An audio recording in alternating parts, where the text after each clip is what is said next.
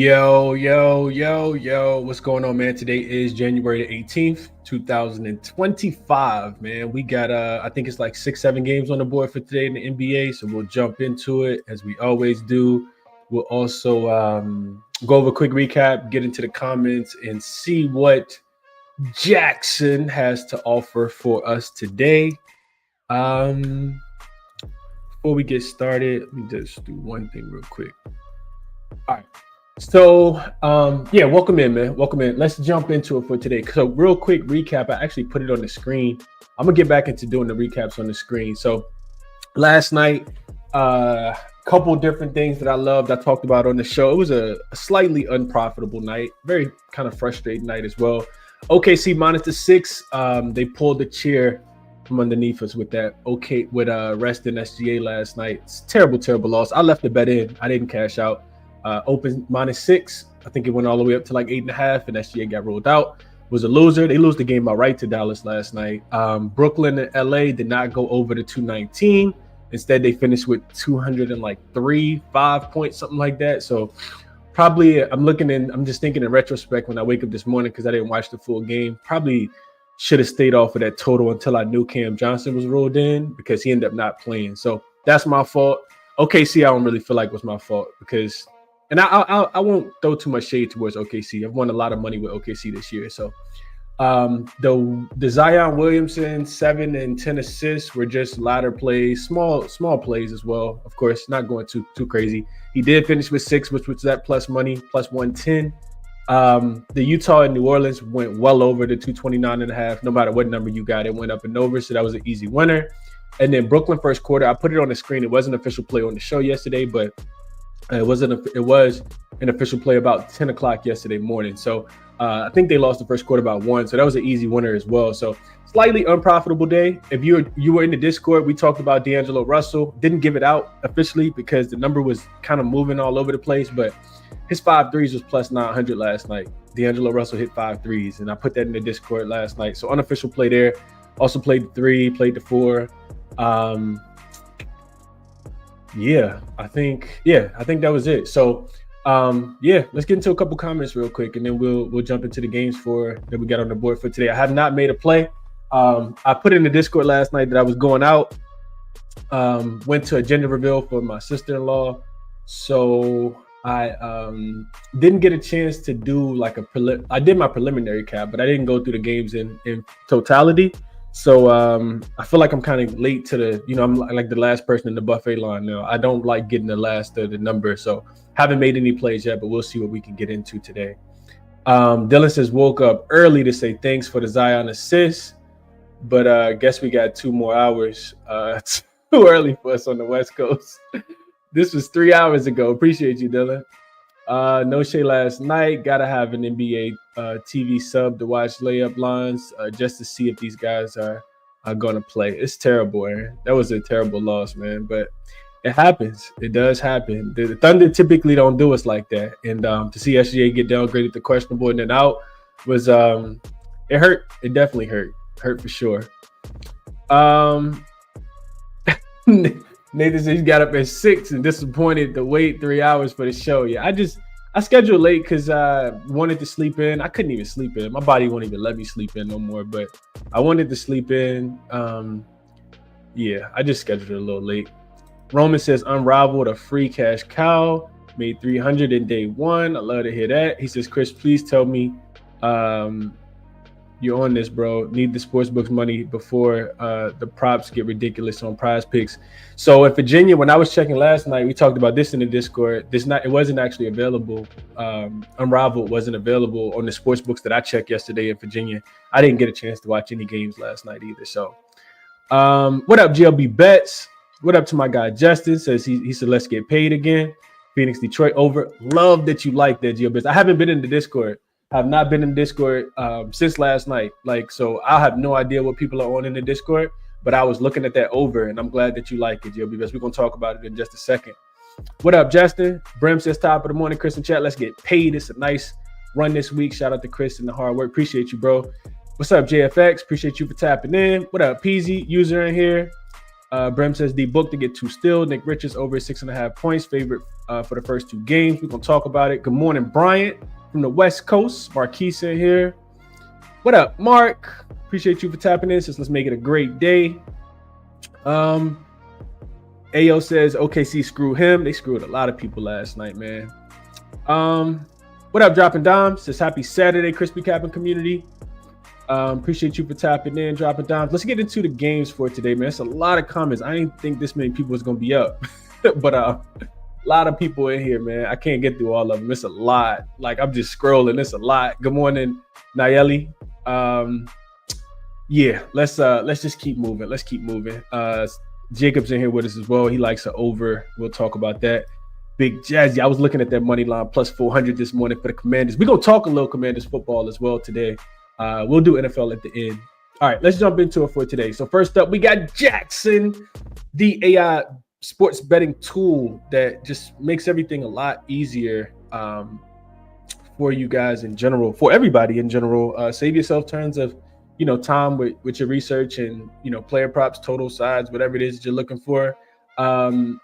Use promo code ChrisBeCappinn 2 P's 2 N's at checkout, and it'll get you a 50% discount if you're interested in checking out jaXon. So today I was interested to know what jaXon thoughts were on the total between the Phoenix Suns and the Detroit Pistons. Game will be played in Detroit, of course, and we're going to jump into it in a second. jaXon tells me that the total point line today is set at 226.5. Here's a detailed breakdown of the matchup and whether the over or under might be a good play. So it has matchup details, Little Caesar Arena, tip-off time, blah, blah, blah, blah, blah. Got some advanced stats here. Points scored for both teams, points allowed for both teams, combined average score for both teams, and then percentage of games that actually have gone up and over the total of 226.5. And it says that the combined average total for both teams is about 226 points, which is right on the line, set at 226.5. The Suns have gone over the total in 47.5% of their games, while the Pistons have gone over in 50% of their games, so about 50-50. Recent trends, you got the Suns coming off a 130 to 123 win over the Washington Wizards, where the total was set at 231. They've hit the under in 7 of their last 10 games, largely due to inconsistent offensive performances and strong defensive efforts in some matchups. The Suns are missing key players like Jusuf Nurkic, who probably not going to touch the floor again now that Nick Richards is there, and potentially Bradley Beal, doubtful with an ankle injury, which could limit the offensive, the scoring output. Detroit lost their last game 111 to 110 versus the Pacers, where the total was they stay under the 229.5. Detroit has hit the under in 6 of their last 10 games, with their defense stepping up in recent contests. The Pistons will be without Jaden Ivey, of course, which could impact their offensive efficiency. Then we got some key matchup factors. So we got pace of play. Both teams played a moderate pace, which could limit the total scoring opportunities. The Suns ranked 19th in pace, while the Pistons are 22nd in pace, suggesting a slower game. You got defensive matchups. The Pistons have been a solid defensively, allowing 113.4 points per game, and they've held their opponents under 115 in 7 of their last 10 games. Pistons playing some defense. The Suns have struggled defensively at times, allowing 114.2 points per game, and they've shown improvement in recent matchups. Then you got some more injury stuff. We talked about that already. So recommendation, jaXon says both teams have shown the tendency to hit the under in recent games, and the slower pace combined with key injuries on both sides could suppress the scoring. The Suns' recent defensive improvement and the Pistons' solid defense make the under a more appealing option. So jaXon likes under. Recommendation is under 226.5. And I think I disagree with jaXon today. I do think I disagree with jaXon. Again, I have not bet it, but I think I like over in this game. And let's jump into it. I think jaXon's looking at this game from a totality perspective. I'm looking at it more so from a recency perspective. And sometimes that can hurt you. So let's jump into it. First thing we will do is talk about the injury report. Kind of mentioned it already. Bradley Beal is doubtful for this game. He did not play in DC the other day. There's potential that, of course, listed as doubtful. He may not play again. And then you got Nurkic, like I said, who's already listed as out. On the opposite side for Detroit, they should have everybody outside of Jaden Ivey. This line opened with Phoenix laying 2 yesterday, is what I put in my notes at about 5 o'clock yesterday evening, because this line was out early. And the total was at 229. So it's come all the way down to 226. I did see it touch 225.5, and now it's going back up to 226.5. So you do got a quick revenge spot here. Not quick revenge, but Phoenix did lose to Detroit earlier this season. Detroit came into Phoenix and smoked them. They beat them 133 to 125. They were a 5.5 point dog in that game back on December the 21st. So it's been about a month. That total did go up and over, like by 33 points in that one. Phoenix had actually beaten Detroit 7 straight times before that game. For Phoenix, like situationally, third game of a 5-game road trip, they do play in Cleveland on Monday. The Suns are only 3-6-1 against the number in their last 10 games. They did beat Washington, but they didn't cover the 11.5 in that game in DC the other day.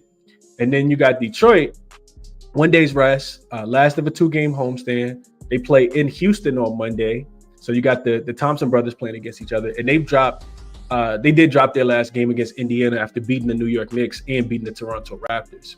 So I'm looking at the game. I'm matching the two teams up. First thing I look at is Phoenix. They're second in offensive efficiency over the last 5 games. But that's actually come against the second easiest schedule. Phoenix has been playing the cupcakes.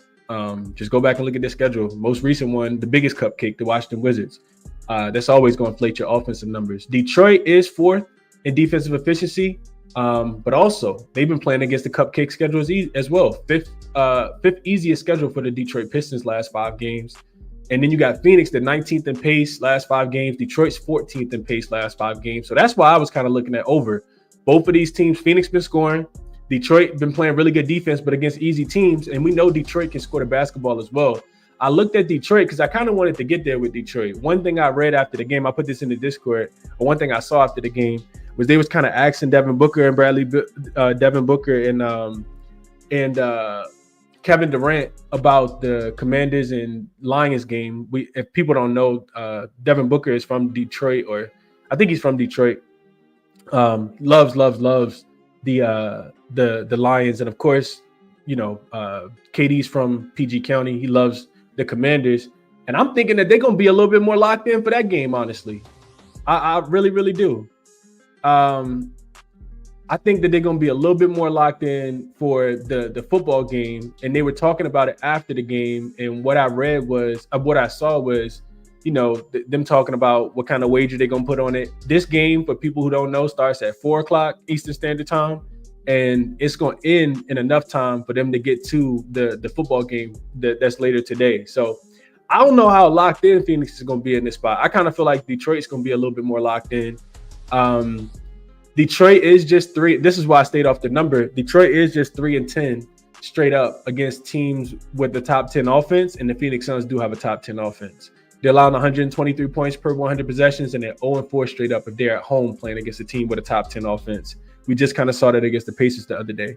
So that kept me off of the spread, like wanting to take the points. I'm still not laying with Phoenix, though. Phoenix has some really, really bad trends here. They're 13-26-1 on the full season. Detroit's been better at 21-18-2. Detroit's also better at home. They're 13-7-1. Whereas Phoenix is 7-12 against the spread on the road as a favorite, 8-17 against the spread. 7-12 on the road, and as a favorite, they're 8-17. So you don't really like landing points with Phoenix here. Off a loss, Detroit is 13-6 against the number. Phoenix may be the worst team in the league. They're 3-15 against the number when they're coming off a win in their last game. So they don't cover back-to-back games due to Phoenix Suns. So all of that, I said all that because that's how I handicap the game. And if I, gonna do the work, I'm gonna make sure you guys hear my thought process on it. The play that I like the most here is outside of the over, is actually a player prop, and we'll go straight to Outlier. Don't worry, the rest of the handicaps is not as long as this one. I spent way too much time on this game to not, like absolutely find anything that I love. So let's go to Outlier real quick. I'm looking at some football stuff, so we got some Jalen Hurts stuff up, but we'll talk about that in a few. Let's look at Mr. Cunningham. I like Cade in this spot. If I can spell his name right. So this is Outlier for people that are new. There is a link in the description of the video where you can get a 7-day free trial if you're interested in checking out Outlier. I like Cade points today. 26.5 is the number. There's a juice 25.5 at like minus 125 as well. You can see that he's up. He's not like scoring that many points. He did just go under against the Indiana Pacers after dropping 36 on the the New York Knicks, but it's more matchup based, right? So excellent matchup in my opinion here for Cade. He scores 38% of his points as the pick and roll ball handler. Phoenix is bottom 10 in guarding the pick and roll. He scores 13% of his points at the free throw line. Phoenix is bottom 10 in keeping opponents off the free throw line. He scores 12% of his points in transition. Phoenix is also not in the top half of the league in that defensive category either. And then you got the head-to-head matchup. I mean, he played this team really, really strong last time they played. In Phoenix, he had a 28-point game, and he shot the ball pretty well. Played 36 minutes, as you can see here. Shot 9 for 19. And he hit some threes as well. He was 3 for 8 from the three-point line. I'm just thinking that, no Jaden Ivey. I like the matchup for Cade. I think he's found some success here for sure. Looking into the matchup, he does score a little bit more on the road than he does at home. But I like Cade in this spot, man. I haven't played it yet. I just don't trust Phoenix defensively, and I think Cade's gonna have to step up and play big in this spot. So I think he did it once. I think he can do it again.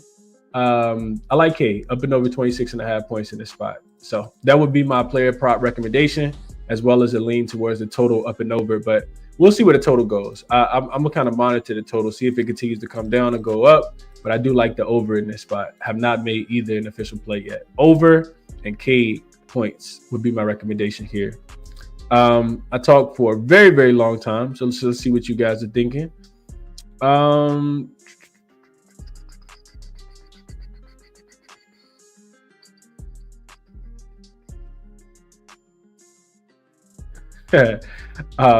up, Kev? Appreciate you for tapping in. He did. Shout out to Cal. He almost hit that money line. What he didn't hit was that Miami Heat play last night. He liked the Heat. That didn't work out well for him. But yeah, got really close. Good morning, Tasha. Terry says, good morning, Chris. How do I join the Discord? I'm a newbie. Just shoot me an email, Terry, at ChrisBeCappinn 2P's2N's, and I'll send you the link. Discord be going crazy, man. I can't even keep up. There's so much stuff being shared in the Discord. So many plays, so many different channels. I can't keep up with the Discord. But yeah, it's all good vibes over there for sure. Let's see. Nadi says, good morning, everyone. After yesterday, I'm done being manipulated by the NBA. That hard work and hand with the books. I'm going to play these manipulative games with them. Money Saturday. I like it, Niley. I'm waiting today myself. Let's see. What did I feel like there's a lot of comments that I missed. Nick Richards double for B Structure. What up, Bet at Your Own Risk says he took the Pistons team total points over in this game. I could see it. Alfonso says the same thing I said. KD worried about the Commanders, man. It does make me really want to look towards Detroit. I'm not gonna lie to you guys. Like, it's the only way I'm looking. Here's the trends, GLB best guys. So he got over trend that's 23 and 13 when the home dog is playing a non-conference opponent and their next game is on the road. 13 and 5 to the over when the total is 226 or higher.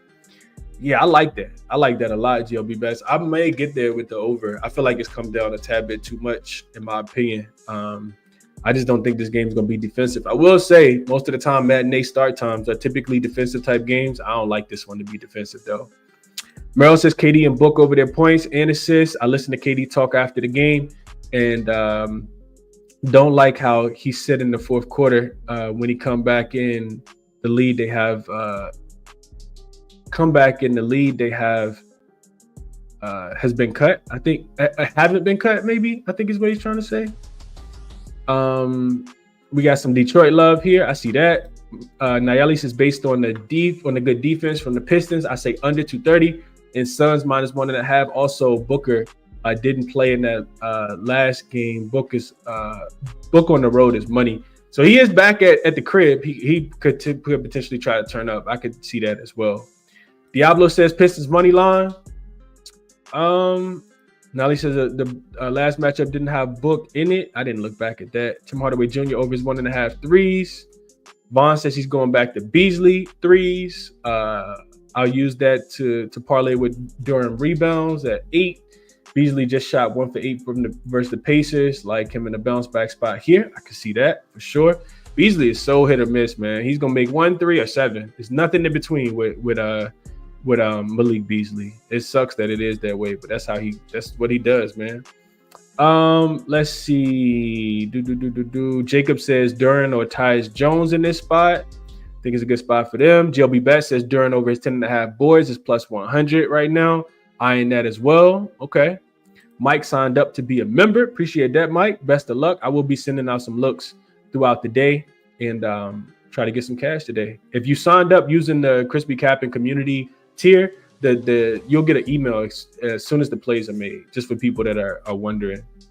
What up, LJ? He says, does that hat mean your money is on Jaden Daniels today? We're going to talk about it, LJ. Just stick around. We're going to talk about the game. We will talk about it. Just a little snippet. PG Play says, first time catching the show. What up, Chris? Appreciate you, bro, for tapping in, man. Yeah, Trey, I saw Jay hadn't done the show. I'm gonna shoot Jay a text. I've been meaning to text him just to kind of check in. Hope all is well with him.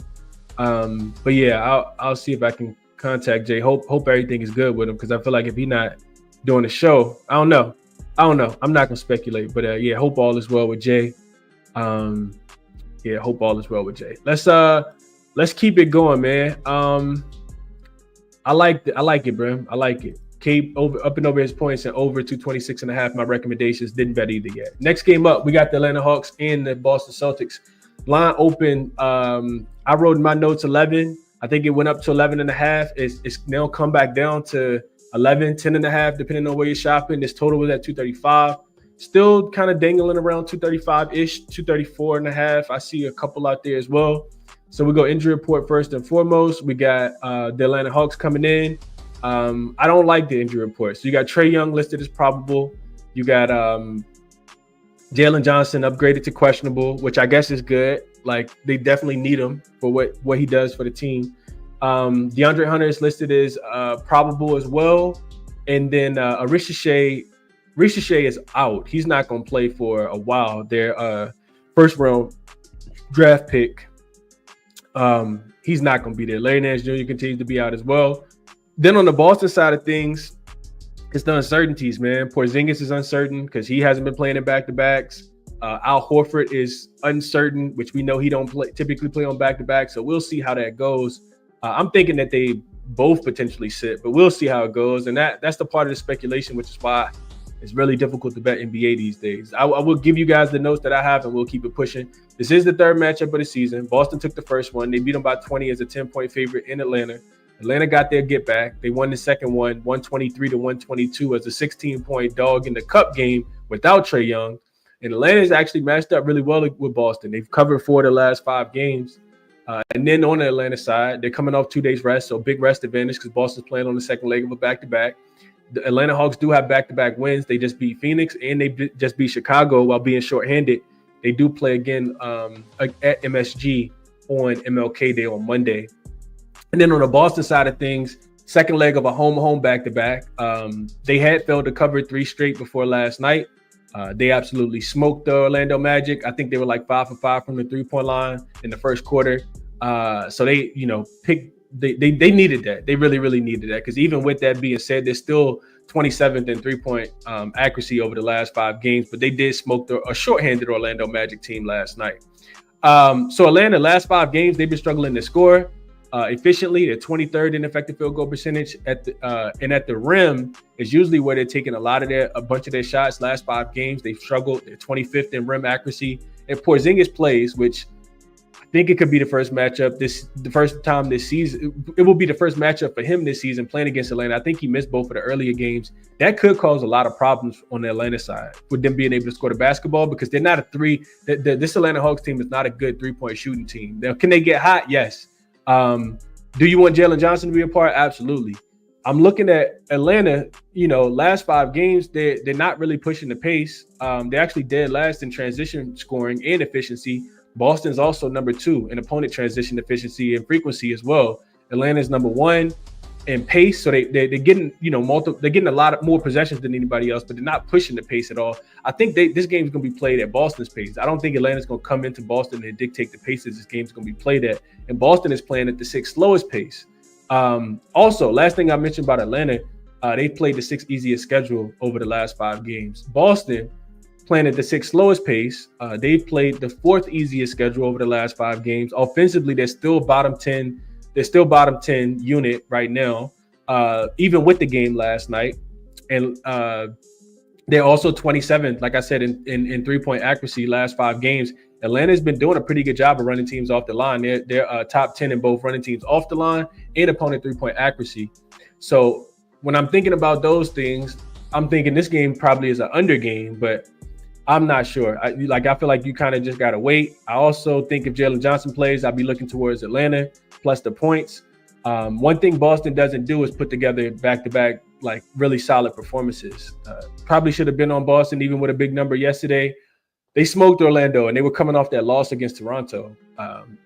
Nice little, bounce back spot. The books put that line high for a reason because they knew a lot of people were going to be scared to lay that many points with Boston. I was. And, that was the play. It was easily the play. They won last night by 20, 28, 29 points. Boston is 2-7 against the spread when they've won their last game by 20 points this season. 0-3 against the spread if they're playing at home and they're coming off a win of 20 points or more. So Boston is extremely inconsistent. Can they put together these performances? Absolutely. Without Porzingis, without Al Horford, I have trouble believing it, especially if Jalen Johnson plays. So recommendation in this game would be Atlanta plus the points. Not betting it though, because I have no idea who's going to play on both sides. But Atlanta plus the points if Jalen Johnson plays and Porzingis is out. But it's just a lean right now, and I didn't really look into player props at all. Let's see what you guys are thinking about this one. Going back to the last one, Jacob said he sprinkled on Jalen Duren to get a double-double at plus 180.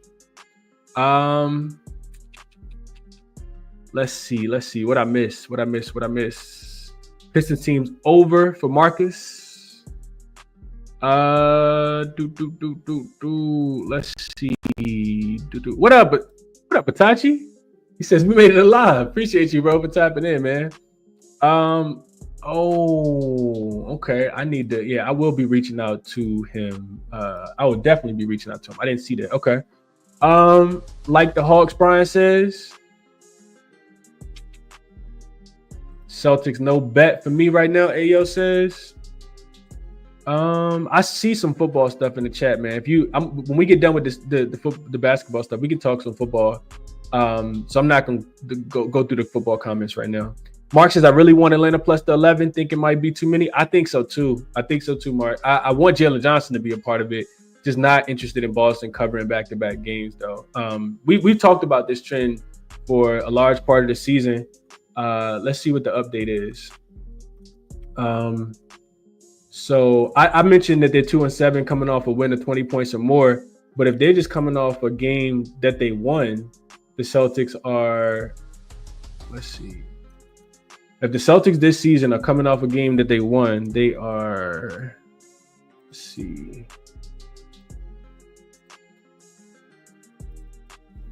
The Celtics are 7-21 against the spread coming off a game that they won. They're covering 25% of the time. So 1 in every 4 games, the Celtics will cover after they've just not covered. They're also 16-12 to the under. They've gone under in 4 straight games. We're under against the Rockets, the Thunder, the Kings, and the Raptors in their last 4 games. If they're coming off if they're coming off a game where they won and covered, let's see what they're doing. 3-13. I think this was I feel like this was like 1-12 a couple weeks ago when we did the show. But the Celtics are 3-13 against the spread, 18.8% when they've covered their last game. You talk about not giving back-to-back efforts.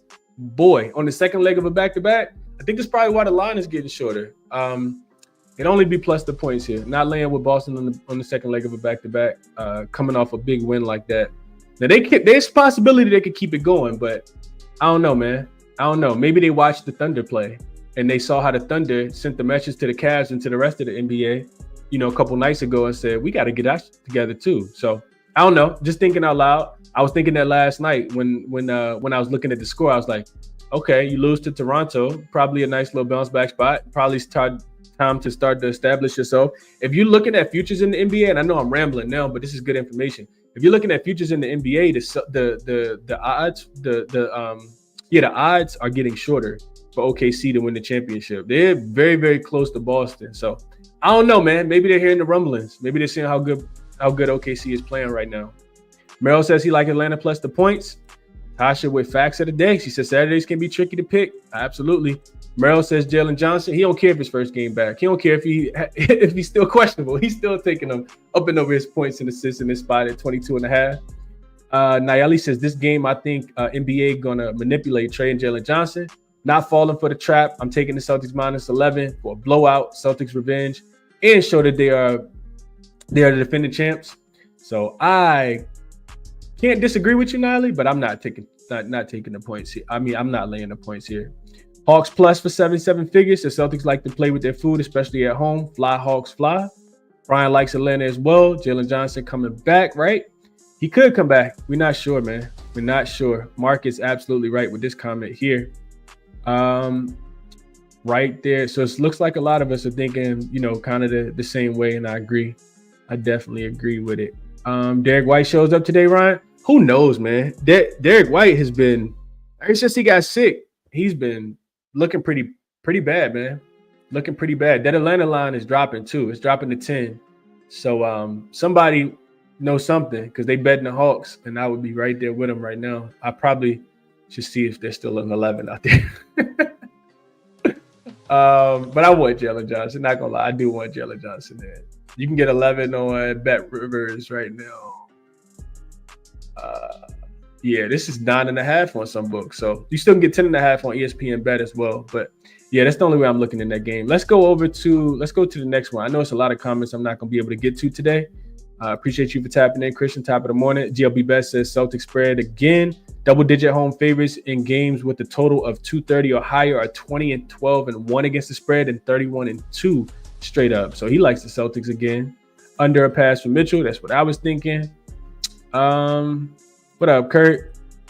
All right, let's keep it pushing. What up to my guy, Markel? I see him in the chat as well. It says pass Beline first half with the Celtics as well. We're doing a lot of guessing right now. It's a lot of speculation for myself in the chat based on this one because it's a lot of question marks. Jalen Johnson, Porzingis, Al Horford. Yeah, the line's gonna move one way or another though. Let's go over to the next one. We got Pacers and 76. Excuse me. We got Pacers and 76ers. This line is not updated.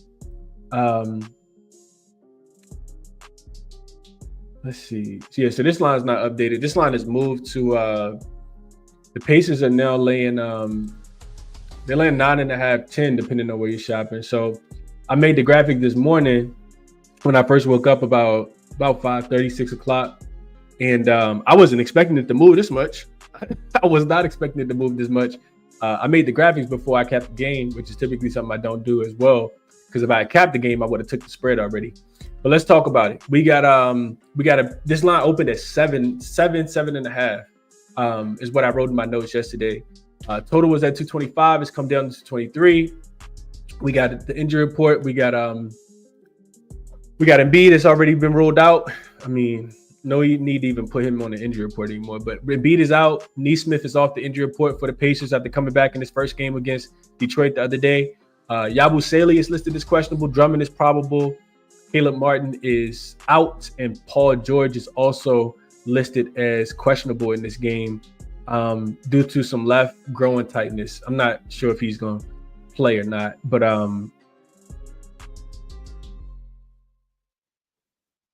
he did not practice yesterday. I'm reading right now. He didn't practice yesterday, but he's still listed as questionable. So maybe potentially plays. Honestly, the way I see the game, because this was a game I really got a lot of notes on. The way I see this game is it don't matter if Paul George is going to play or not. But I said this earlier. I typically like to get ahead of these lines, and I don't feel like we're going to get manipulated by the Pacers injury report. I think it's a double-digit win for the Pacers here.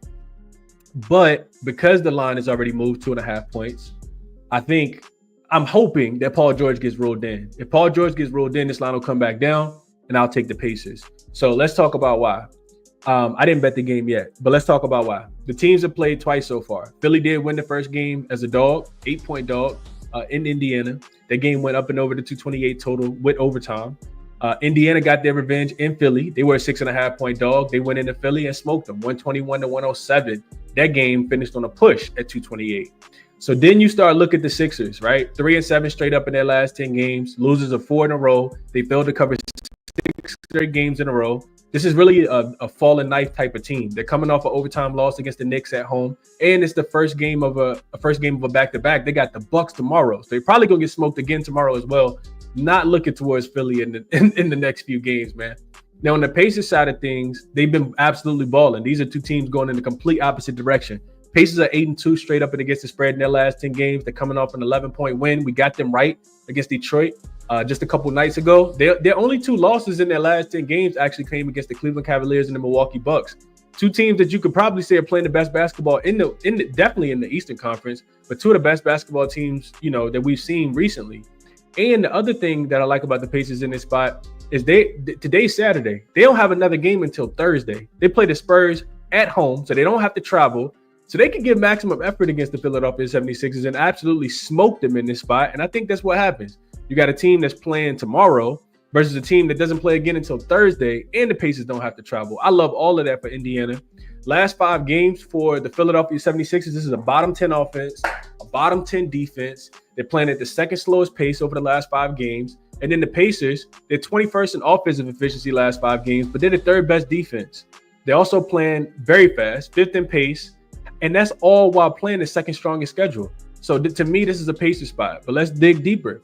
Indiana, they live in the paint. They're 2nd in frequency and in accuracy over the last 5 games. You got a Philadelphia 76ers team that's 24th in opponent paint accuracy. They do a terrible job of guarding the paint because they don't have a big man to be able to do so. Even with Drummond back, he can't guard anybody. And B's the best defender, but Embiid is never available. In the mid-range, Indiana has been killing. They're number 1 in frequency, 3rd in accuracy. They kill you from the mid-range. TJ McConnell, Benedict Mathurin, who will return for this game, Aaron Nesmith, Tyrese Halliburton, Pascal Siakam. They got a bunch of guys that just kill people in the mid-range. Like I said, 1st in frequency, 3rd in accuracy over the last 5 games. Philly's bottom 10 in defending both of those, in defending the mid-range shot. Indiana, I mentioned them pushing pace, 5th in pace, 6th in transition frequency, 9th in points and transition efficiency over the last 5 games. Philly is 28th in opponent transition efficiency. So I think Indiana should be able to score. However many points did they want? Then I went and looked at it because I was talking about this on Kyle's show the other day. The Pacers when they win. So when the Pacers win, they cover. They had 23 wins this season. They're 23-19. When they win, they're 20-3 against the spread. So only 3 times so far this season have the Pacers not covered the number. They're plus 10 in point differential, which is exactly where the spread is. The last time that they won and didn't cover, you got to go all the way back to right around Thanksgiving time. On November the 27th, they beat the Blazers and didn't cover. Since then, they've won 14 games. They've covered all 14 games, have the Indiana Pacers. Philly, they've lost 11. In their 11 road losses. So they got 24 losses on the season. But in their 11 road losses this season, they're 1-9-1 against the spread. They're losing by an average of 12 points per game. And the only cover actually came against Phoenix way back on right after Halloween on November the 4th. So, I mean, I think the reason why I didn't play the spread is because I missed the best of the number. I absolutely hate missing the best of the number. I always compare it to like getting to the grocery store late at night and, you got to go to the produce section and all the vegetables and fruit been kind of picked over. You just like, bro, I don't want any of this. I'll go somewhere else. That's how I kind of feel about getting to the line late. This line opened at 7.5. It's up to 9.5. So I still think it's a double-digit win. I'm just hoping that Tyrese Halliburton. I'm just hoping that Paul George gets rolled in, and then I'll take the Pacers in this spot. Philly 3-7 against the spread as a road dog. Off a loss, they're 8-14 against the spread. 13-24-2 against the spread on the full season. Only covering 35% of their games. Meanwhile, the Pacers have covered 4 straight as a home favorite after failing to cover 5 straight as a home favorite. So the Pacers they're just playing really good basketball. The other thing I looked at was a Philly team total under in this sport at this point. I think it's worth waiting, like I said, until Paul George to see if he plays. But I'm looking at Philly. I looked at the 11 road losses that the Philadelphia 76ers have. They've been held to average of just 103 points per game. They've been held under their team total in 10 of their 11 road games when they've lost, and they failed to reach 107. Their team total is 106.5. They failed to reach 107 in 7 of those 11 road losses. Indiana has actually held 4 straight opponents under their team total the last 4 times that they've won at Phil House. What is it called? Whatever the Pacers arena is called. I can't think of the name of it for whatever reason. It's escaping me. But yeah, Philly team total under if Paul George gets ruled in. And then I'm only looking towards the Pacers in this game. I think that they absolutely smoked the Philadelphia 76ers. That was a long breakdown because I spent a lot of time on that game, just sharing notes. Don't think it's a Philly spot at all. Let's see what you guys are thinking. Mark, you should have texted me, my brother. You should have texted me, man. Nah, I'm messing with you, but I'm glad you laid it last night. I do think that is the right side. Wish I would have got there with you. I just missed it. I missed it because I was out last night. So I hate playing the games late, man. I absolutely hate playing the game late. Drop a dime says he's going to play Pacers team total up and over at 116.5. I smell a layup line. Could not talk you off at all. Could not talk you off. I just worry about the Sixers, playing a little slow, dropping dimes. I know, same kind of thing happened with Detroit last game. You had, who was it? It was Neesmith, not Neesmith. It was, what's the kid name? With the braids, man. Why can't I think of his name? Man, this is gonna kill me, bro, if I can't think of his name. What is his name, man? I don't know. I can't think of his name right now. But the kid with the braids, Nembhard, Andrew Nembhard. That's who I'm trying to think of. Nembhard missed a bunch of free throws in the fourth quarter that kept that team total from going up and over. So Philly plays, pretty slow. I can see the offense kind of slowing down. If Philly's going to, try to keep up in this game, I think that they're going to have to try to dictate pace a little bit and play a little bit slower. But couldn't talk you off a team total over. What up, Mr. Pan? This is first time catching the show live. Great capping. Made some ROI with your help. Appreciate that, bro. Appreciate that for sure. Nayeli says we're going to start seeing the teams who made the playoffs this year start to show up. Taking the Pacers minus 8.5. I like it. Snowman says Pacers to win outright. Bet at your own risk says I took the Pacers spread for this one. Don't trust Philly to cover. I like it. Brian says Indiana possible trifecta today. I could see a smack city spot, as my guy J Money says. I could definitely see that. What up, Charles? Says yo, Chris in chat. Football for me this weekend. Can't wait. We're gonna talk about football at the end. Definitely gonna talk about them at the end. Alfonso says Suns are 1-6 against the spread on the road versus the East, 3-15 against the spread after a win. I said that 2-13-1 against the spread versus the Eastern Conference this season. Overall, Pistons off a loss, 13-6 against the spread. Why the Suns favorite? I don't know, man. It is starting to move, though. It is starting to move. They do got revenge. I think Detroit could win the game too. I don't know, man. I'm with you, though. I do lean Detroit plus the points. Just didn't play it. But you make a strong case, and I looked at all of this as well. No totals for me, Mark says. They stopped playing in the fourth quarter 2 days ago. I just said that. Let's see. Siakam over his 2.5 assists. He assisted the number 100% of the games he's played in his career against the 76ers, Merrill says. You love to see that 100% hit rate. Like that a lot. 30 says Maxey go off against the Pacers. Okay. More like Sway says, well, damn, Chris, give me the Pacers. Too good.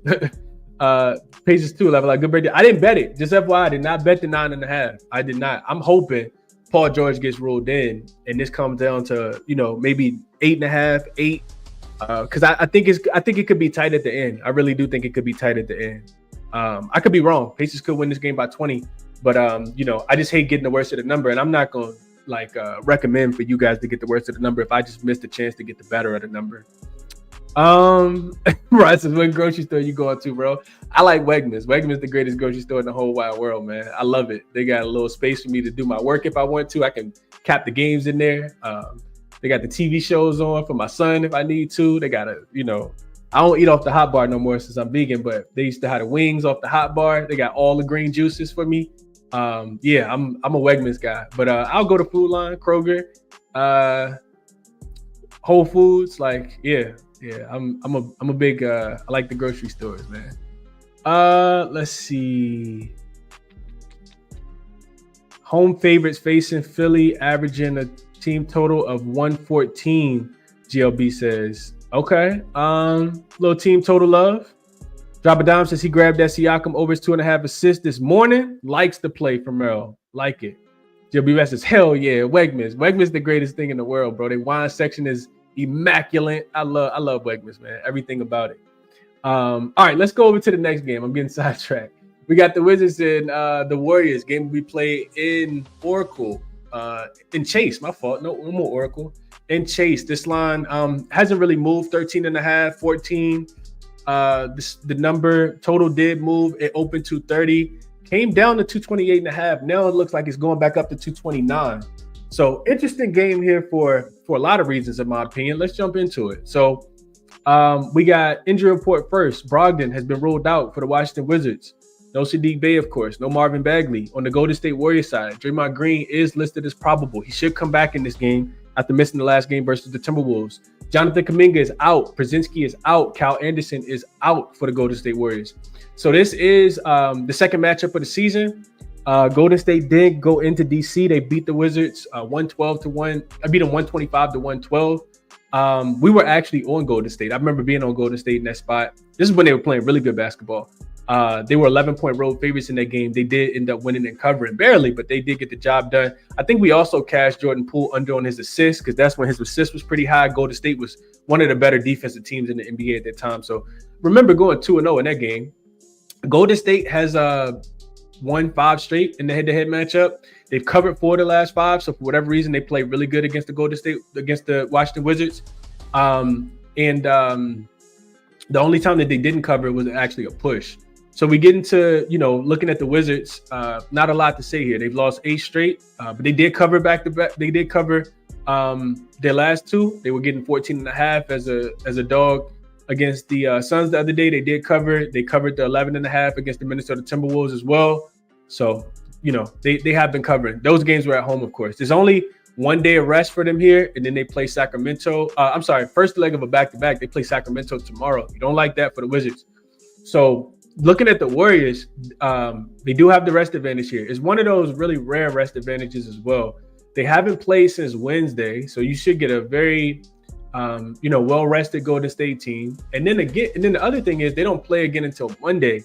This is something that I've been tracking for a while in the NBA, where you have a team that has more rest before the game and after the game, and it's a very profitable trend most of the time. Now, do I feel comfortable laying this big of a number with the Warriors? Absolutely not, man. This team has not been playing that good of basketball for me to feel comfortable about laying 13, 14 points with them. But on the opposite side, the Wizards are absolutely trash. Last 5 games, this is the second worst offensive team and the worst defensive team. So that point per, that efficiency is, through the roof as far as how many points they're losing by on average. Yeah, they've covered 2 straight games in a row, but before that, they were getting absolutely mollywopped. And you also hate that they play so fast. You want to take points with a team. You want them to play slow. You don't want them to be trying to get up and down the floor. They're 6th in pace over the last 5 games. Now, for Golden State, last 5 games, this has not been a good offensive team. They're 24th in offensive efficiency, 15th in defensive efficiency, so about middle of the pack. They're playing very slow, 26th in pace over their last 5 games, and they played the 10th easiest schedule over the last 5 games as well. So, like I said, you got that rare spot here. The Wizards, first and foremost, when they've been a road dog this season, even though they've been getting double digits, they still don't cover. They're 5-9 against the spread as a road dog. They failed to cover 4 of their last 5 games in this spot. And as a double-digit road dog, they're 7-3 to the under, typically a spot where they don't score a lot of points. That's the way I'm kind of thinking about this game, man. That's what makes the most sense to me. Either under for the full game or just the Wizards team total under. I think it's like 107.5. I told you guys like a couple days ago, I'm not betting unders right now. If I would have kept my under for the Knicks game last night, that would have been a winner, especially with Karl Anthony Towns ruled out. But I didn't bet it. That was one of the ways I was looking. I was also looking at Boston and Orlando to go under. That one flew over the total. So I'm kind of staying off unders right now, but that would be my recommendation. I think, Golden State is just 6-9 against the spread as a home favorite this season. They've only been a double-digit home favorite once, and they lost that game outright to the Brooklyn Nets. The Brooklyn Nets play defense. The Washington Wizards do not. I just kind of feel like because Golden State team total is like 122. I don't think they need to score 122 points versus the Wizards team on the first leg of a back-to-back. I think Wizards probably get smoked early, and then Golden State probably rests their players because they got a game against Sacramento tomorrow. So I'm thinking under. I know Golden State could absolutely go nuclear in this spot, but they're not shooting the ball well. I mentioned them, being one of the worst offenses over the last 5 games. Could it be a spot where they smoke them? I guess it could, but I'm not laying this big of a number. I don't feel comfortable playing back in Golden State with this big of a number. Let's see what you guys are thinking about this one. It's not a game that I feel too confident on or that I really like a lot at all. Game Bridge Field House is what I was trying to say, Mark. Appreciate you in the chat. Let's see. What are you guys thinking about this one? Nayeli says, okay, the Wizards will either win outright or get blown out. I'm taking the biggest payout for today. Jordan Poole or Kyle Kuzma facing the old team. I'm taking the Wizards plus 14. Sprinkling on the money line. Okay. Merrill says he's looking at Jonas Valanciunas up and over his points plus rebounds. Been a cash cow this year. Thought his minutes were a bit inconsistent, Merrill, but I know you got your hand on the prop market, so I hope you cash it, bro. He says he pull up the numbers, 70% hit rate for his career versus the Wizards versus the Warriors specifically. Okay. Mr. Panda says don't trust Golden State in any spot, especially as double digit favorites. And I kind of agree with that. Give me 1 second, man. I got this heat on downstairs with this beanie on my head, and it is hot. I need to go turn this off real quick. It's across the room. Give me 1 second. I'll be right back. Like literally in 1 second. Sheesh, is hot.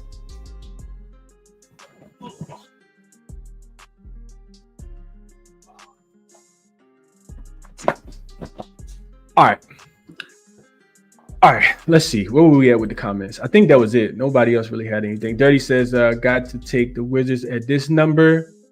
Wizards finna get smoked. Poole still shotgun. Draymond, he says he ain't betting it though. Yeah, I ain't betting it either, man. I'm not betting this one. I hope you guys cash if you do. Let's get over to a good game though. We got the Cavs and the Timberwolves. This line opened at 5.5 yesterday. Total was sitting at 227.5. It went up to 7. Now it's coming back down. I see it being brought back down to 6. Some 6.5s popping up. And the total really hasn't moved a lot. 227. Looks like it's consensus 227.5 out there as well. So injury report here, we got Evan Mobley listed as questionable. And this was one of the reasons I didn't bet the game early. I was going to take the Cavs yesterday, especially when the Timberwolves won last night. But Evan Mobley, when I saw Evan Mobley, the news came out from Underdog yesterday that he was questionable. I was like, yep, no need to move early on this one. So Evan Mobley is listed as questionable. Isaac Okoro is also listed as questionable. Dante DiVincenzo didn't play last night. Potentially may return today. We don't know. I forgot what the injury was that he was that kept him out. I know it was a lower leg injury last night. What was it? It was should have wrote it in my notes. It was a toe injury. That's what it was. Yeah, a toe injury. So he did not play last night in the Garden. So this is the first matchup between these two teams this season. Last season, both teams split. The home team won and covered both of the spreads. Minnesota, they'd actually played Cleveland really tough. They'd won 4 of the last 5 games in the head-to-head matchup, and they covered 4 of the last 5 spreads as well against the Cleveland Cavaliers. This has been a team that they've been giving trouble to for sure. So you got a Cleveland team that is coming off 1 day's rest, the worst loss that they've had all season to the Oklahoma City Thunder. They lost the game by 20, but they were down, I think, by closer to 40. This is the last of a 3-game road trip for them. The Cavs don't look now, but they actually just 1-3 against the spread in their last 4 games. And we'll talk about why in just a second. But yeah, they haven't been covering. They got the Phoenix Suns coming to town on Monday. And then on the Minnesota side of things, of course, the second leg of a road home back-to-back. Timberwolves haven't been covering either. But I said yesterday, especially if Karl-Anthony Towns didn't play, we know everybody likes to get up when they come to the Garden. Minnesota was in a revenge spot against the Knicks yesterday. They went in there and got the job done yesterday. When a star player like Anthony Edwards comes to town, they always trying to smoke you, man, especially in the Garden. We just saw SGA do it as well. So Minnesota, even though they're 2-7-1 against the spread in their last 10 games, is primarily when they're favored. We talk about this all the time, and I'll pull the numbers up and show them to you guys in just a second. Well, tell them to you guys in just a second. You don't really want to take the Timberwolves when they're laying points. When they're catching points, it's a little bit different. I said that on the show yesterday. The Christmas Day game against the Mavericks really just always stands out to me because, the Mavs were playing such good basketball at the time. They went in on Christmas and beat the Mavs outright. And that just kind of, when you can beat a really good team like the Mavericks at home, especially after the loss they had right before, like that always kind of, just gives me a little hesitation when I want to fade them. So while they are 2-7-1 against the spread in their last 10 games, they do play a lot better as dogs. They're 7-3 to the over in their last 10 games, including 3-1 to the over in their last 3. And then they play in Memphis on Monday as well. They got a big game coming up against Memphis. So I'm looking at Cleveland last 5 games. They're 24th in defensive efficiency, allowing the second most points per game. They also playing at the 7th fastest pace. We know Cleveland want to get out. All they want to do is run up and down the floor. And they have played a tough schedule, the 7th most difficult schedule over the last 5 games for the Cleveland Cavaliers. So looking at Minnesota, they're 4th in offensive rating over the last 5 games, 9th in defensive rating, 24th in pace. So they're playing slow, Cavs playing fast, which makes the total kind of conflictual. And their strength of schedule is 14th, about middle of the pack.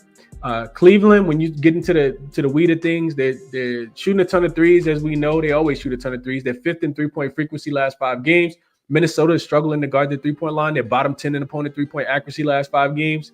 That's kind of how I see this one. I just kind of feel like this game could go up and over the total. I really don't want to touch the spread. I think if Mobley plays, then the Cavs going to be able to find some success by knocking down some threes the same way the Knicks were able to yesterday. I don't trust the Timberwolves on the second leg of a back-to-back. I think they're 2-3 straight up and against the spread when they're playing unrested this season. So I don't trust the Timberwolves defense, especially off the game coming out against, at the Garden. I think the Cavs going to be able to score the basketball. The Cavs got to 114 against OKC the other day. I think that they are going to be able to score the basketball in this spot. And I think the Minnesota could contribute as well. I just talked about the Cavs not playing really good defense. Defensively, last 5 games, they really, really struggled. And I think hopefully they pace up the Cavs and they pace up the Timberwolves. And this game's played at a little bit faster pace. But efficiency-wise, I think both of these teams could be efficient against each other. So yeah, I like over in this spot. I know that the total, is actually starting to come down. I see 226.5 popping up. So kind of monitor it throughout the day. But if I had to play the game, I would be looking towards the Cleveland Cavaliers. I would be looking towards the over if I can get a 226.5. Just really, like I said, just trying to fade the Timberwolves defense off a win. Trying to get a nice bounce back on the Cavs offense after a loss. Donovan Mitchell, I was kind of reading into, what he was saying about holding himself accountable and then starting with him and how he didn't show up against OKC. I think it could be a big game for him. I just think the Cavs going to play fast, shoot a bunch of threes, and they're probably going to make them. Conversely, I think Minnesota can also make a bunch of threes against the Cleveland Cavaliers. So I like the over a little bit more than anything else. Got to wait on the injury report for Minnesota. So I haven't even thought about, how I feel about the side. Probably a look towards Minnesota if the line continues to go against them. Probably catching the points at some point. I don't think that they're going to be that bad. I know the Cavs looking for a nice bounce back, but they're not like super profitable coming off a loss this season. When I was looking into it this morning, I think the Cavs might be, let's see, I'll pull it up real quick. I think there's something like when they lose, they typically lose again. Cavs are 4-1. They're 4-1 straight up, but only 3-2 against the spread, coming off a loss this season. They didn't cover against the Hawks, lost that game outright, didn't cover against the Wizards. They were laying 17.5 in that spot though. So I just think that they're gonna be able to score. I think both teams gonna be able to score in this spot. So that would be my recommendation, is a total up and over. Let's see what you guys are thinking before we move over to the last one. Mark says he bet the 6.5 with Cleveland, playing the injury report lottery. You definitely are. I couldn't lay this many points with the Cavs without knowing about Mobley. Like I would kind of want Mobley to be in real quick just to put some numbers to what Mobley has been doing. We know he's been elite this year, rim protection, scoring, shooting threes now. They're plus 12.5. So they're outscoring their opponents by about 12.5 points per 100 possessions with him on the floor. And they're only a plus 5 with him off the floor. So they're only outscoring their opponents by about 5 points per 100 possessions with him off the floor. Offensively, it's about the same, 121 to 122 with him on off. But defensively, they take a big step back. Defensive rating goes from a 109 to a 115. So they're giving up about 6 more points per 100 possessions with Evan Mobley off the floor, just to kind of put some numbers to that. Brian says he likes Cavs minus 6.5. They get back on track today. Absolutely, Jeremy. Absolutely. There's actually a page that you can go to where you can just type in the odds that you're looking for. and just kind of criteria wise, and it'll bring up the props that are, that's hit five, like at the highest percentage over the last 5 games, 10 games, 15 games, full season. So I love Outlier. One of the reasons why I bring it up all the time. Mark says Minnesota has to be tired, and they have been traveling. They've been all over the place. Home, road, home, road, road, road, home, road, but no 2 games in the same arena. We just talked about that in the last show. So couldn't talk you off of that, Mark. That actually does not make me like the total as much, but I still think that they're going to be able to score, though. I do think that they're going to be able to score. It'd be nice to get Dante DiVincenzo back in here for a little bit more 3-point shooting as well. One of the reasons I didn't pull the trigger on the over yet. Vaughn says, I want to take Randall in a bounce back spot, but he don't always look interested in basketball. I need someone that respects my coin, and I don't always get the feeling from Randall. Merrill says, Jared Allen over his 13.5 points, 100% hit rate against teams, against this team, averaging 22 against them this year. So in the one game, he's gone over 22, had 22 points, okay? JFX says, Cavs, no second thoughts. They're going to be pissed off that OKC loss. Nayeli says a lot may not agree with this, but I'm taking the Wolves +7 in the money line. Taking out Mobley tells me everything. Plus, if the line is way too low for the Cavs' #1 team, let's beat the books. Okay. It's an interesting thought. Brian says, how do teams do on back-to-backs off New York? I think this is interesting enough for me to look it up. Let's see. So this season, if you're coming off a game against the Knicks at the Garden, unrested too. Did you say off of? How do teams do back? How do teams do back to back? Yeah. All right. So previous opponent team equals Knicks. Rest equals 0. Teams are 1-5 straight up when they played the Knicks the night before. 1-5 straight up, 4-2 against the spread. So they're typically dogs. They're 4-2 against the spread. They're losing by about 5 points per game, and 4-2 to the over as well. What if they previously won? They are 1-4 straight up, 4-2 against the spread. So the Knicks be losing. The Knicks play. If somebody played the Knicks on the first leg of a back-to-back, they win. Is what this is telling me. And then they lose. They lose the next game. Only 1-5 straight up, but 4-2 against the spread. What if they won as a dog? Same thing. 1-5 straight up, 4-2 against the spread. So there you go, Brian. Minnesota, aka the House of Disappointment. Are the Wolves profitable on a back-to-back game? More life sways. They're 2-3 straight up and against the spread. More life sways. Cavs got bigs, but they identify, but the identity to me is finesse. Wolves will stick around. Backdoor for me, 77 figure says. I could kind of see that as well. Does feel like a little bit bigger of a number, but yeah, I think you wait on the injury report, in my opinion. I got to know who's going to play. Wolves lost their heart and soul, Town says. Nayeli says is way too high on the total. So she thinks it's an under game. I'm leaning a little more over.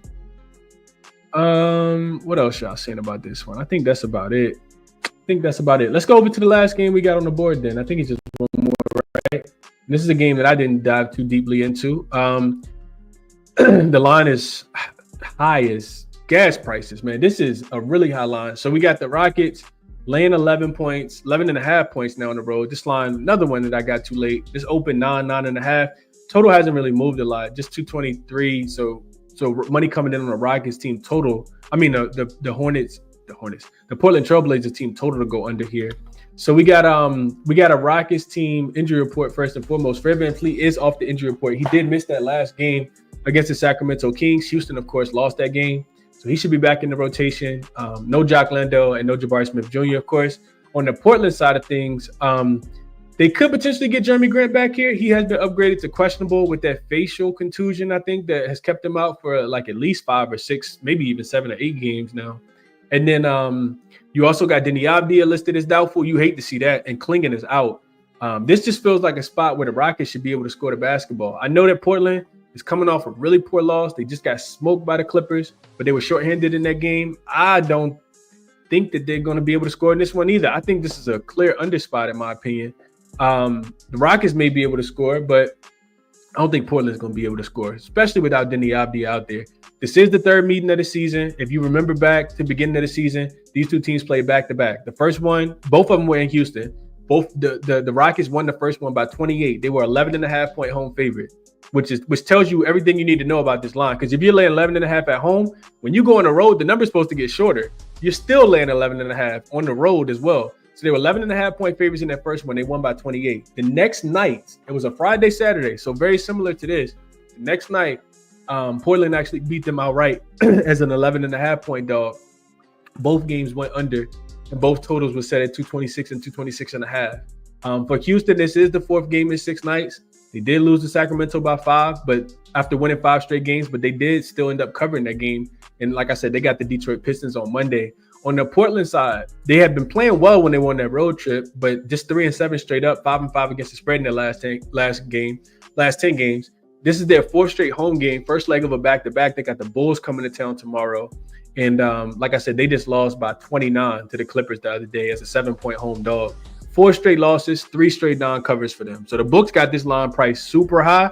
I don't know. If I could have got in at 9.5, I probably would have. I don't like it as, the higher the number gets. I think, like I said, more probably just a look towards the under. I didn't do too much, deep diving in this game. Let's just look at it real quick. Probably not a game I'm gonna play though. Portland games are difficult, especially without knowing the injury report. So let's just look at it real quick. Give you guys a little bit more information, and then we can talk NFL real quick for today. So we got Portland and Houston. Portland.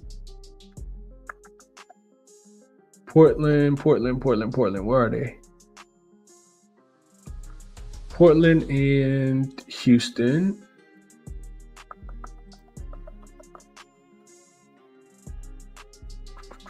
So Portland and Houston. All right. So last 5 games, Portland is. Let's look at it. Portland is 22nd in offensive efficiency, scoring the 4th fewest points, just 100 points per game. 24th in offensive efficiency, defensive efficiency, they're 26. So they almost turned into the Wizards. Efficiency differential, they're 11. So yeah, they're losing by an average of about 11 points, which is right where this line is. They are playing pretty slow. They're 20th in pace, and their strength of schedule is 19th. So they haven't even been playing against the strongest of schedules. The Houston Rockets are first in scoring, 125.8 points per game. First in offensive efficiency, 19th in defensive efficiency. That's defense has struggled a tad bit. 5th in efficiency differential. So they're outscoring their opponents by about 9 points per 100 possessions. They are playing fast, 10th in pace, 9th in strength of schedule. So yeah, Rockets minus the 9.5 when it's open probably was the best number. If Jeremy Grant gets ruled in, he'll probably look really, really rusty after not playing the last handful of games, and maybe you get a better number. If Denny Avdia gets ruled in, you'll probably get an even better number with him being listed as doubtful. But yeah, I think it's a pretty clear Rockets spot. Maybe even a Rockets team total to go up and over, just because the Portland Trailblazers are not playing that much defense and the Rockets are playing a little bit faster. I know initially I said under, but that's without Avdia and without Jeremy Grant, in my opinion. Without Klingon, it makes sense that they're struggling because they don't have you never know what you're gonna get from DeAndre Ayton on the defensive end. Let's see real quick what the team total is for the Houston Rockets. 117.5. 117.5 for the Rockets. Can the Rockets get to 118 points? Let's see. Can the Rockets get to 118? So Rockets are balling. Got to 127 against the Kings, 128 against the Nuggets, 120 against the Grizzlies, 119 against the Grizzlies, 135 against the Wizards. You can sign me up for some Rockets over 117.5. You definitely can sign me up. The Rockets are 5-1 to the over in their last 6 games. Yeah, this is not a really good defense right now. Unless Chauncey gave one of those motivational speeches, this should be a Rockets team total up and over. I mentioned them being number 1 in offensive efficiency last 5 games. Now they get Fred VanVleet back, even though it is a fatigue spot. Probably got a little revenge on their mind after losing that last one.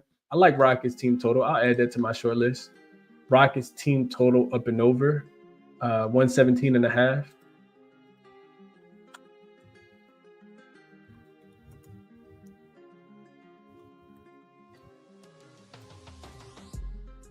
Okay. All right. So who plays in the NFL today? Let's see. Because I did not make any graphics for NFL, but I can do so real quick.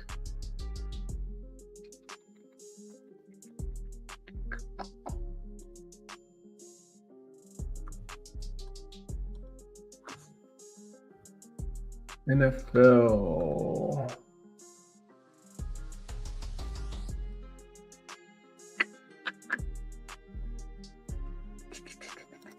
Now bear with me for a second.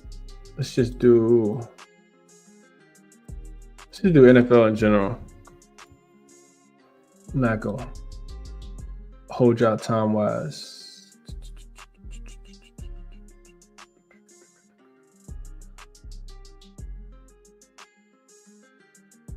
All right, so let's see. There we go. Let's just do NFL. So real quick, we got my Commanders will be in action today. But before the Commanders play the Lions tonight at 8, we got the Texans and the Chiefs. Game we played in Kansas City. I looked at the weather report. It's supposed to be frigid out there, boy. I know that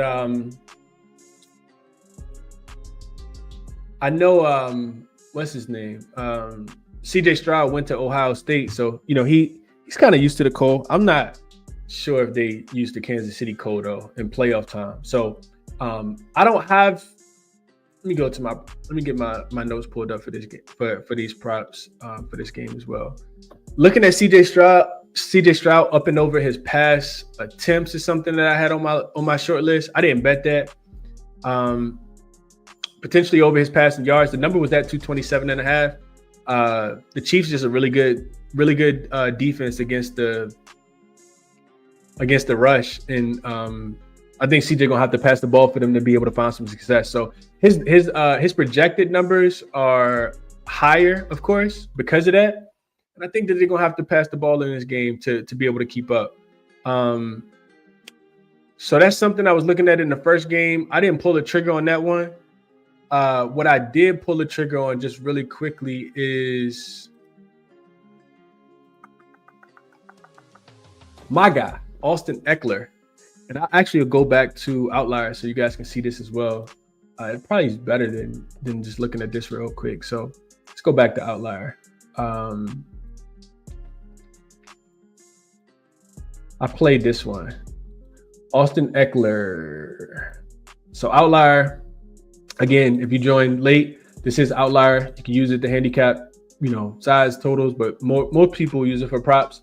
You can search for the player, you can search for the prop, you can search for the game. So if I wanted to, I could just come down here, go to the first game today between the Texans and the Chiefs. I can click this little thing right here that says odds.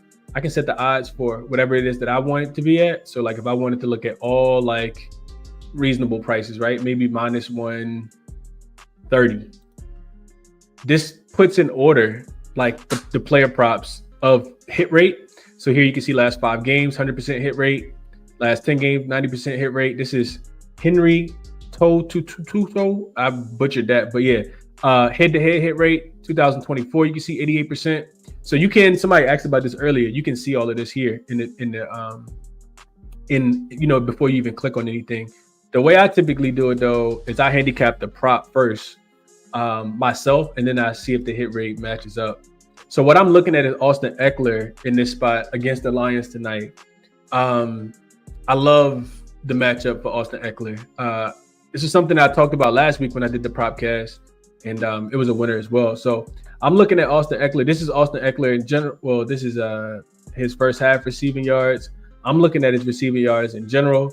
The number is at 24.5, up, as you can see here, from 22.5. You love to see that. So this opened, a while ago on January 13th. You can see, the time that it opened. So this is Austin Eckler on the full season. You can see his receiving yards for the full season. This is the full season. So about 54% hit rate, 7 of the 13 games that he's played so far. When you start looking into, the matchup of him in road games, so you get this little drop down arrow right here. You can see his road games, and you can see that number gets a lot better. He's played in 7 road games this season, 71%. 5 of his 7 games, he's had at least 25 receiving yards, 20 versus Dallas and a 22 versus Cincinnati way back at the beginning of the season. And there's a lot of supporting stats down here at the bottom. You can see, how much the Commanders pass the football 53% of the time, receptions and targets, target shares, average yards, all that good stuff. But so I like this. I like this a lot. This is over receiving yards. And we think about game script wise, right? The Commanders are 9.5-point dogs. If you think that they're going to be out there running the football against the Lions, number 1, top 5 rated defense, then you got another thing coming. I don't think that they're going to find success running the football, which is going to lead to Jaden Daniels throwing a lot of checkdowns. And who he's going to be checking down to is Austin Eckler. You can come down here at the bottom and see target share as well. I forgot to mention this. So, of course, Terry McLaurin leads the Commanders in target share. You can see 23.2%. Zach Ertz is next at 18.1%. Down here, running back wise, first running back on the team, 8.1% target share is Austin Eckler. So he will be on, in on the third down plays. More so, I like this a lot. His receiving yards is 24.5. The thing that really intrigued me, the deeper I look, though, just giving you guys a thought process of how I kind of cap these games, is his longest reception. So I click here, look at his longest reception, right? So this is the full season. You can see that when Austin Eckler catches a pass, it's typically a pretty long pass. So this is just the full season overall. You can see that, his longest reception is 13 yards. He's up and over the number in 9 of his 13 games this season, 69%. So you love a hit rate that's 69% in general. You can see that this also opened at 11.5 and went up to 12.5. Somebody bet it back. It got bet back down to 13.5, bet up to 13.5. Now it's back down to 12.5. So as you look deeper with Austin Eckler, you can factor in his road games because we'll be at Ford Field today. And boom, 7 of 7 times so far this season, Austin Eckler has played a road game and he's had a reception that's been longer than 12.5 yards. So when he catches a pass, he's out. He gets at least 13 yards. And I like that a lot today against the Lions. Just makes a lot of sense, in my opinion. Just his target share, his snap count, I think, went up last week when we played in Tampa Bay as well.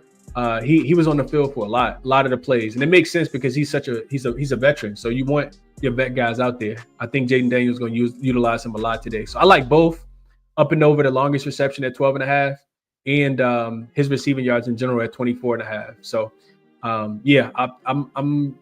I split it. You can see in some of these games, the total number is 24.5. He has 3 games where he had a longest reception that's up and over the full yard. So I love this look for Austin Eckler today. I think that's my way of betting on the Commanders. That money line at plus 400 does kind of feel like it's just a small sprinkle, but I'm not gonna play the money line. I'm gonna just bet on Austin Eckler. Same thing I did last week. Hopefully we can cash again today. Let's see what you guys are thinking about NFL.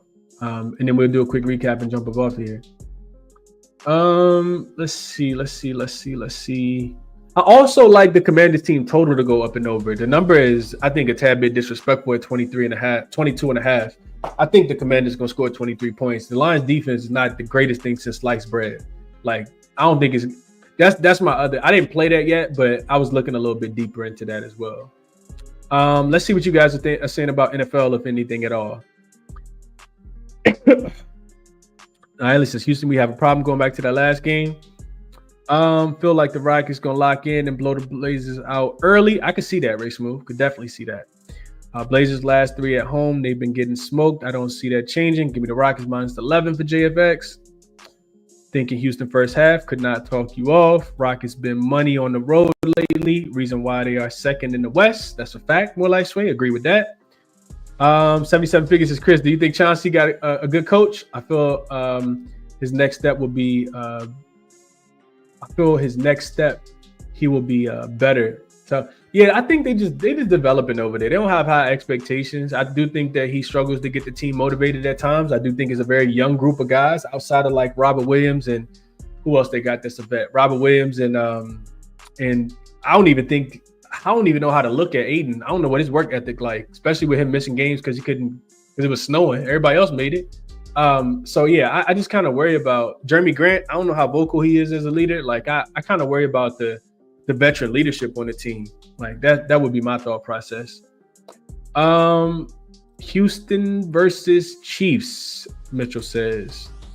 Commanders in line late game. Niley got a recap of everything that she likes. She likes the alternate spreads for all of these teams. What up, Lightbearer? CJ Strout. Oh, under 27.5, 227.5 for Tasha. Okay. KC will shut Houston down today, Tasha says.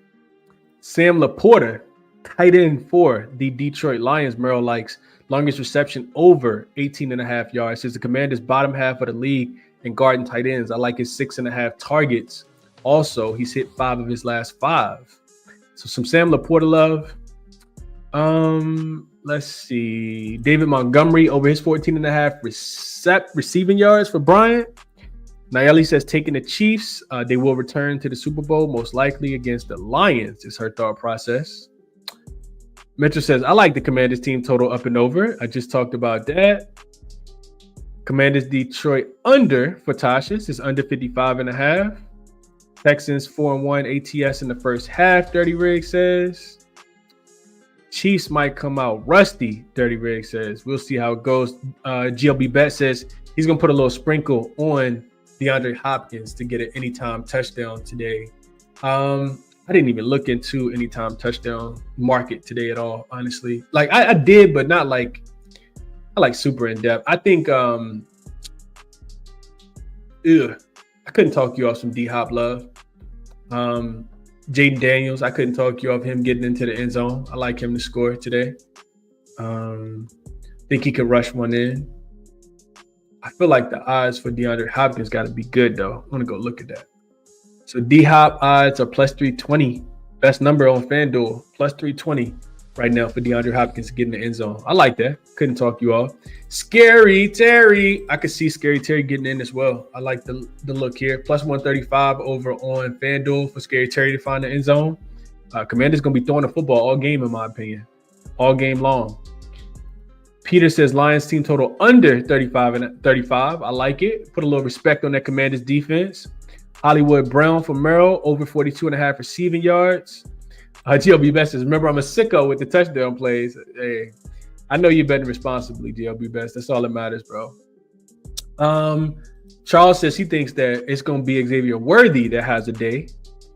Merrill got some touchdown scores here. He likes Jahmyr Gibbs, Zach Ertz, Travis Kelce, Nico Collins, and his longest reception. Okay. All right, let's go over to a quick recap. I've been on here all day, man. I hope you guys enjoy the show.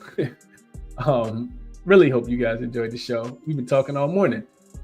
Short list here. Have not pulled the trigger on anything. Let's see if these lines have moved yet. These are just like my thought processes of how I'm seeing the game go.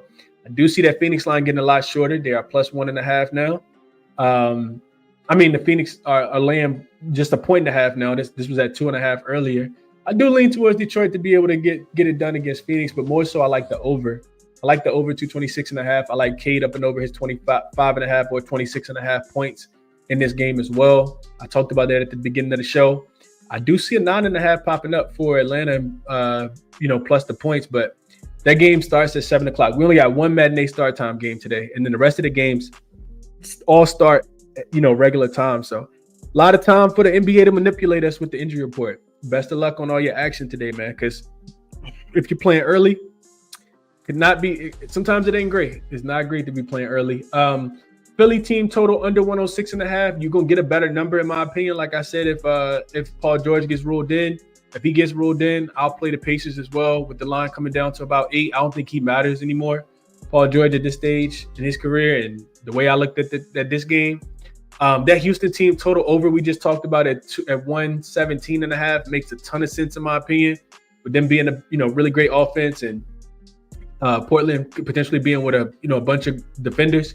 Houston also playing pretty fast, so I don't know if I lay the points, but I think they get up and over their team total. And then Austin Eckler just kind of went through Outlier and showed you guys Austin Eckler up and over his longest reception at 12 and a half, and then up and over his receiving yards at 23 and a half as well. Oh, these should be green too. My apologies about that, because these are official plays. I have not bet the NBA, but NFL, I played these the other day when me and my guy Munoz did the prop cast. So these are official plays for me with Austin Eckler. I think I think we did a pretty good job on the show today, man. Last but not least, as always, our resources that I use to handicap the games. We talked about jaXon. jaXon likes, what did I tell you guys jaXon like? jaXon actually likes under, which is opposite of what I think in the Detroit game. Detroit versus Phoenix, but we'll see how it goes. I haven't played over yet. So jaXon likes under, but if you guys are interested in checking it out, use the referral code ChrisBeCappinn, 2 P's, 2 N's. Link in the description. Same thing for Moneyballer, 50% off of Moneyballer. And there's a 7-day free link, 7-day free trial link in the description for Outlier as well. Odds Jam, Sportsbook screen page, staring at it all day when I'm in front of my computer. Like I said, best of luck, man. Enjoy your Saturday. Enjoy the NFL. Enjoy the NBA. And catch you guys tomorrow. I'm out.